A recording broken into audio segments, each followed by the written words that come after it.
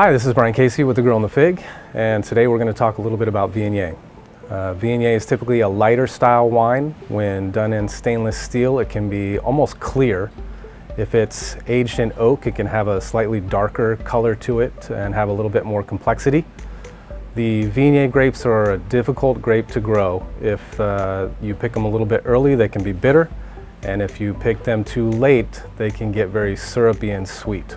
Viognier is sometimes called a pretty wine. It can be light, delicate, and almost smell like an orchard or a garden. The color and aroma of the wine suggest a sweet wine, but the wines are predominantly dry.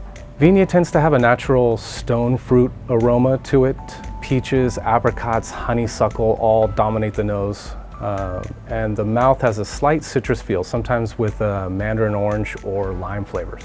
So I would compare Viognier to a Riesling or Gewürztraminer. If someone comes in and says they enjoy a slightly sweeter wine and a real aromatic wine, you would tend to push them towards Viognier. And even though it's not any sweeter with the residual sugar in the wine, because those flavors are coming up in the aroma, your palate distinguishes them as sweet. So if someone likes a Riesling or a Muscat or a Gewürztraminer, Viognier would be a definite go-to wine. So I like Viognier as a sipping wine, as an aperitif, but I think it goes very well with cheeses and salads and some lighter style fish dishes, even duck liver mousse, which we have on the menu, and heirloom radishes with the anchovy butter would be great.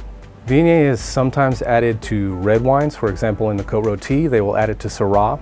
It adds some nice aromatics and lift to the wine. In Condrieu, in France, it's the only place that they do 100% Viognier. And these wines tend to be drunk young and fresh, very pretty, racy wines.